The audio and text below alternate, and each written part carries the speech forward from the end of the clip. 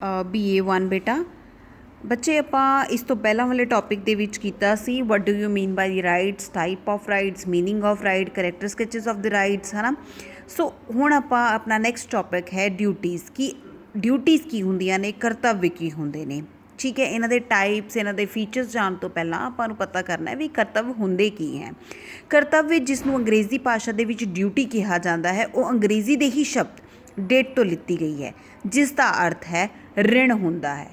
ਠੀਕ ਹੈ, ਰਿਣ ਮੀਨਸ ਕਰਜ਼ਾ ਬੇਟਾ। ਜਿਸ ਤਰ੍ਹਾਂ ਕੋਈ ਵਿਅਕਤੀ ਕਰਜ਼ਾ ਦੇਣ ਦੇ ਲਈ ਪਾਬੰਦ ਹੁੰਦਾ ਹੈ, ਸੋ ਉਸੀ ਤਰ੍ਹਾਂ ਹਰ ਇੱਕ ਵਿਅਕਤੀ ਜਿਹੜਾ ਹੈਗਾ ਅਧਿਕਾਰਾਂ ਦੇ ਨਾਲ ਨਾਲ ਕਰਤੱਵਿਆਂ ਨੂੰ ਨਿਭਾਉਣ ਲਈ ਵੀ ਵਚਨਬੱਧ ਹੁੰਦਾ ਹੈ। ਹਰ ਇੱਕ ਵਿਅਕਤੀ ਜਿਹੜਾ ਹੈਗਾ ਉਹ, ਚਾਹੇ ਕੋਈ ਵੱਡਾ ਹੈ, ਛੋਟਾ ਹੈ, ਅਮੀਰ ਹੈ, ਗਰੀਬ ਹੈ, ਅਗਰ ਉਹ ਅਧਿਕਾਰਾਂ ਨੂੰ ਮਾਣਦਾ ਹੈ ਤਾਂ ਉਹ ਕਰਤੱਵ ਨਿਭਾਉਣ ਦੇ ਲਈ ਪੂਰੀ ਤਰ੍ਹਾਂ ਵਚਨਬੱਧ ਹੁੰਦਾ ਹੈ। ਠੀਕ ਹੈ, ਇਸ ਦਾ ਮੀਨਿੰਗ ਤੁਸੀਂ ਲਿਖ ਸਕਦੇ ਹੋ, ਕਰਤੱਵ ਵਿਅਕਤੀ ਦੀ ਆਪਣੇ ਆਪ, ਪਰਿਵਾਰ, ਸਮਾਜ ਅਤੇ ਰਾਜ ਦੇ ਪ੍ਰਤੀ ਨੈਤਿਕ ਅਤੇ ਕਾਨੂੰਨੀ ਜ਼ਿੰਮੇਵਾਰੀ ਹੈ, ਜਿਸ ਦੀ ਪਾਲਣਾ ਕਰਨ ਨਾਲ ਦੂਜਿਆਂ ਦੇ ਹਿੱਤ ਸੁਰੱਖਿਅਤ ਹੁੰਦੇ ਹਨ ਜਾਂ ਰਹਿੰਦੇ ਹਨ।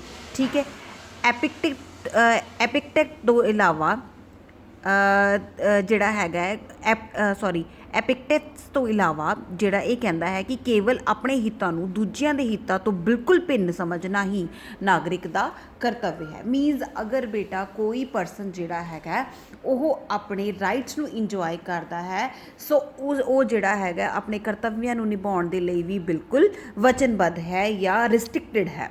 ਸੋ ਉਸ ਤੋਂ ਬਾਅਦ ਆਉਂਦਾ ਹੈ ਕਰਤੱਵਿਆਂ ਦੇ ਵਰਗੀਕਰਨ। Means classification of the duties. There are 3 types of the duties. One is the moral duties, legal duties and the fundamental duties. First of all we are discuss about the ਨੈਤਿਕ ਕਰਤੱਵ, ਜਿਹਨੂੰ ਮੋਰਲ ਡਿਊਟੀ ਕਿਹਾ ਜਾਂਦਾ ਹੈ। Moral duty means which are related your moral views ਔਰ moral thinking ਔਰ your moral ਜਿਹੜਾ ਹੈਗਾ ਵਿਊਜ਼। ਠੀਕ ਹੈ, ਨੈਤਿਕ ਕਰਤੱਵ ਉਹ ਕਰਤੱਵ ਹੁੰਦੇ ਨੇ ਜਿਹੜਾ ਕਿ ਮਨੁੱਖਤਾ ਦੀ ਨੈਤਿਕਤਾ ਨਾਲ ਜੁੜੇ ਹੁੰਦੇ ਨੇ, ਮਾਨਵਤਾ ਨਾਲ ਜੁੜੇ ਹੁੰਦੇ ਨੇ, ਵਡਿਆਈ ਨਾਲ ਜੁੜੇ ਹੁੰਦੇ ਨੇ। ਜਿਵੇਂ ਕਿ ਵੱਡਿਆਂ ਦਾ ਸਤਿਕਾਰ ਕਰਨਾ, ਛੋਟਿਆਂ ਨਾਲ ਪਿਆਰ ਕਰਨਾ, ਮਾਤਾ ਪਿਤਾ ਦੀ ਸੇਵਾ ਕਰਨਾ, ਠੀਕ ਹੈ, ਕਿਸੇ ਜ਼ਰੂਰਤਮੰਦ ਦੀ ਸੇਵਾ ਕਰਨਾ। So these all are the moral duties ਜਿਹੜੀਆਂ ਕਿ ਇੱਕ ਵਿਅਕਤੀ ਨੂੰ ਕਰਨੀਆਂ ਚਾਹੀਦੀਆਂ ਨੇ।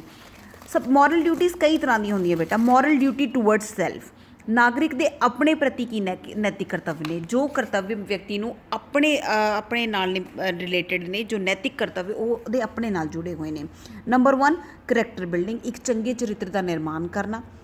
ਸੈਲਫ ਕੰਟਰੋਲ, ਆਪਣੇ ਆਪ 'ਤੇ ਕੰਟਰੋਲ ਰੱਖਣਾ, ਸੰਜਮ ਰੱਖਣਾ ਆਪਣੇ ਆਪ 'ਤੇ।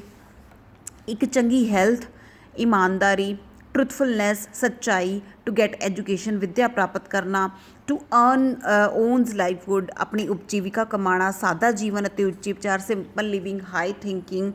ਠੀਕ ਹੈ, ਡਿਸਿਪਲਿਨ ਡੇਲੀ ਲਾਈਫ, ਇੱਕ ਨਿਯਮਿਤ ਦੈਨਿਕ ਜੀਵਨ, ਪ੍ਰੋਗਰੈਸਿਵ ਵਿਊਜ਼, ਇੱਕ ਪ੍ਰਗਤੀਸ਼ਾਲੀ ਵਿਚਾਰ। ਇਹ ਸਾਰੇ ਵਿਚਾਰ, ਇਹ ਸਾਰੀ ਡਿਊਟੀਜ਼ ਜਿਹੜੀਆਂ ਹੈਗੀਆਂ ਇੱਕ ਪਰਸਨ ਦੀਆਂ ਆਪਣੇ ਲਈ ਨੇ, ਮੋਰਲ ਡਿਊਟੀਜ਼।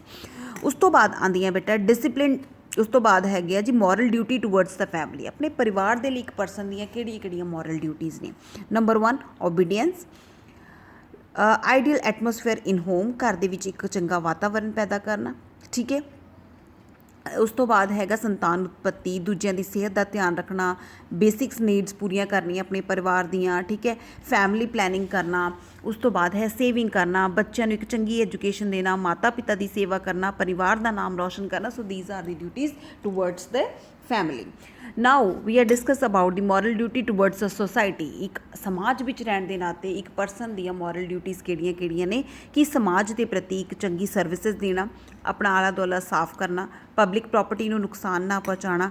ਠੀਕ ਹੈ, ਸੋਸ਼ਲ ਇਵਲਸ ਤੋਂ ਦੂਰ ਰਹਿਣਾ, ਸਹਿਯੋਗ ਕਰਨਾ, ਪਿਆਰ ਦੀ ਭਾਵਨਾ। ਠੀਕ ਹੈ, ਇੱਕ ਕ੍ਰਿਮੀਨਲਸ ਨੂੰ ਪਕੜਾਉਣ ਦੇ ਵਿੱਚ ਮਦਦ ਕਰਨਾ, ਵਿਲੇਜ ਅਤੇ ਸਿਟੀ ਦਾ ਡਿਵੈਲਪਮੈਂਟ ਕਰਨਾ, ਦੁੱਖ ਸੁੱਖ ਵਿੱਚ ਸ਼ਾਮਿਲ ਹੋਣਾ, ਇੱਕ ਹਿਊਮੈਨਿਟੀ ਦੀ ਭਾਵਨਾ, ਦਇਆ ਦੀ ਭਾਵਨਾ ਜਿਹੜੀ ਹੈਗੀ ਆ ਉਹ ਹੋਣੀ ਚਾਹੀਦੀ ਹੈ। ਮੋਰਲ ਡਿਊਟੀ ਟੂਵਰਡਸ ਦ ਹਿਊਮੈਨਿਟੀ, ਮਨੁੱਖਤਾ ਦੀ ਭਾਵਨਾ ਰੱਖਣਾ, ਦੂਜਿਆਂ ਦੀ ਸੇਵਾ ਕਰਨਾ, ਦੀਨ ਦੁਖੀਆਂ ਦੀ ਸੇਵਾ ਕਰਨਾ, ਗਰੀਬਾਂ ਦੀ ਸਹਾਇਤਾ ਕਰਨਾ। So these are the duties which are related to your moral views. ਠੀਕ ਹੈ, ਮੋਰਲ ਵਿਊਜ਼ ਜਿਹੜੀਆਂ ਹੈਗੀਆਂ ਬੇਟਾ, ਇਹਦੇ ਵਿੱਚ ਇੱਕ ਗੱਲ ਹੈ ਕਿ ਮੋਰਲ ਡਿਊਟੀਜ਼ ਠੀਕ ਹੈ, ਇੱਕ ਵਿਅਕਤੀ ਨੂੰ ਇੱਕ ਚੰਗਾ ਵਾਤਾਵਰਣ ਪੈਦਾ ਕਰਦੀਆਂ ਨੇ, ਸੁਸਾਇਟੀ ਲਈ ਚੰਗੀਆਂ ਨੇ, ਬਟ ਇਹਨਾਂ ਦੇ ਪਿੱਛੇ ਕੋਈ ਵੀ ਕਾਨੂੰਨੀ ਸ਼ਕਤੀ ਨਹੀਂ ਹੈ।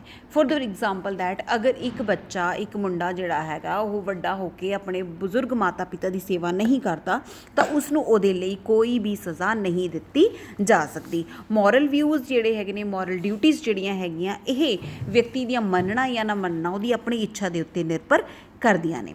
ਉਸ ਤੋਂ ਬਾਅਦ ਆਉਂਦੀਆਂ ਬੇਟਾ ਲੀਗਲ ਡਿਊਟੀਜ਼, ਜਿਹੜੀਆਂ ਲੀਗਲ ਡਿਊਟੀਜ਼ ਜਿਨ੍ਹਾਂ ਦੇ ਪਿੱਛੇ ਕਾਨੂੰਨੀ ਸ਼ਕਤੀ ਹੁੰਦੀ, ਜਿਨ੍ਹਾਂ ਦੇ ਪਿੱਛੇ ਤੁਹਾਨੂੰ ਸਜ਼ਾ ਦਿੱਤੀ ਜਾਂਦੀ ਹੈ।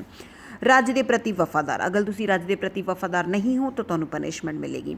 ਕਾਨੂੰਨਾਂ ਦੀ ਪਾਲਣਾ ਕਰਨਾ, ਸੰਵਿਧਾਨ ਦਾ ਸਨਮਾਨ ਕਰਨਾ, respect of the national flag, ਰਾਸ਼ਟਰੀ ਝੰਡੇ ਦਾ ਸਨਮਾਨ ਕਰਨਾ, ਟੈਕਸ ਦੀ ਪੇਮੈਂਟ ਕਰਨਾ, ਆਪਣੇ ਰਾਈਟ ਆਫ ਵੋਟ ਦਾ ਚੰਗੀ ਤਰ੍ਹਾਂ ਇਸਤੇਮਾਲ ਕਰਨਾ, ਮਿਲਟਰੀ ਸਰਵਿਸਿਜ਼ ਦੇਣਾ, ਸਰਕਾਰ ਨੂੰ ਸਹਿਯੋਗ ਦੇਣਾ, ਸਾਰਵਜਨਿਕ ਸੰਪਤੀ ਦੀ ਰੱਖਿਆ ਕਰਨਾ, ਇਹ ਸਾਰੇ ਜਿਹੜੇ ਕੰਮ ਨੇ ਇਹ ਬੇਟਾ ਤੁਹਾਡੀਆਂ ਲੀਗਲ ਡਿਊਟੀਜ਼ ਨੇ। ਟ੍ਰੈਫਿਕ ਨਿਯਮਾਂ ਦੀ ਪਾਲਣਾ ਕਰਨਾ, ਇਹ ਸਾਰੇ ਹੀ ਲੀਗਲ ਡਿਊਟੀਜ਼ ਨੇ ਜਿਨ੍ਹਾਂ ਦੇ ਪਿੱਛੇ ਕਾਨੂੰਨੀ ਸ਼ਕਤੀ ਹੁੰਦੀ ਹੈ। ਉਸ ਤੋਂ ਬਾਅਦ ਆਉਂਦਾ ਬੇਟਾ fundamental duties. Fundamental duties are those duties which are involve in your constitution, which are write down in your constitution, ਠੀਕ ਹੈ। ਉਸ ਤੋਂ ਬਾਅਦ ਹੈਗਾ ਜੀ ਕੋ relation between the rights and duties. Right and duties ਦਾ ਆਪਸ ਦੇ ਵਿੱਚ ਕੋ ਰਿਲੇਸ਼ਨ ਕੀ ਹੈ, ਕਿਸ ਤਰ੍ਹਾਂ ਇੱਕ ਦੂਜੇ ਨਾਲ ਇਹ ਜੁੜੀਆਂ ਹੋਈਆਂ ਨੇ। ਇਹਦੇ ਵਿੱਚ ਤੁਸੀਂ ਲਿਖੋਗੇ ਪਹਿਲਾਂ meaning of rights. Meaning of rights ਕੀ ਹੈ? Rights are those demand which are very important or which are very important to the development of the particular peoples, ਠੀਕ ਹੈ, ਜਿਨ੍ਹਾਂ ਨੂੰ ਸਟੇਟ ਐਕਸੈਪਟ ਕਰਦਾ ਹੈ ਅਤੇ ਸਟੇਟ ਹੀ ਉਹਨਾਂ ਨੂੰ ਇੰਪਲੀਮੈਂਟ ਕਰਦਾ ਹੈ। ਯਾਨੀ ਕਿ ਅਗਰ ਮੈਂ ਹਿੰਦੀ ਜਾਂ ਪੰਜਾਬੀ 'ਚ ਗੱਲ ਕਰਾਂ ਤਾਂ ਅਧਿਕਾਰ ਜਿਹੜੇ ਹੈਗੇ ਨੇ ਉਹ ਉਚਿਤ ਮੰਗਾਂ ਅਤੇ ਦਾਅਵੇ ਹਨ ਜਿਹੜੇ ਕਿ ਇੱਕ ਵਿਅਕਤੀ ਦੇ ਵਿਕਾਸ ਲਈ ਜ਼ਰੂਰੀ ਹਨ। ਇਹਨਾਂ ਦਾਅਵਿਆਂ ਨੂੰ ਸਰਕਾਰ ਜਿਹੜੀ ਹੈਗੀ ਆ, ਸਟੇਟ ਜਿਹੜੀ ਹੈਗੀ ਸਵੀਕਾਰ ਕਰਦੀ ਹੈ ਅਤੇ ਸਟੇਟ ਹੀ ਇਹਨਾਂ ਨੂੰ ਇੰਪਲੀਮੈਂਟ ਕਰਦੀ है। In Hindi we can say that कि अधिकार जो हैं वो उचित मांगे और दावे हैं जो एक व्यक्ति के विकास के लिए ज़रूरी हैं।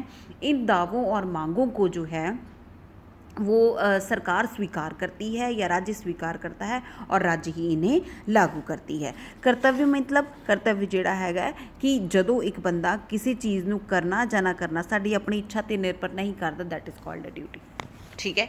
ਜਿਸ ਨੂੰ ਕਰਨਾ ਜਾਂ ਨਾ ਕਰਨਾ ਆਪਣੀ ਇੱਛਾ ਦੇ ਉੱਤੇ ਨਿਰਭਰ ਨਹੀਂ ਕਰਦਾ, that is called A duties. ਉਸ ਤੋਂ ਬਾਅਦ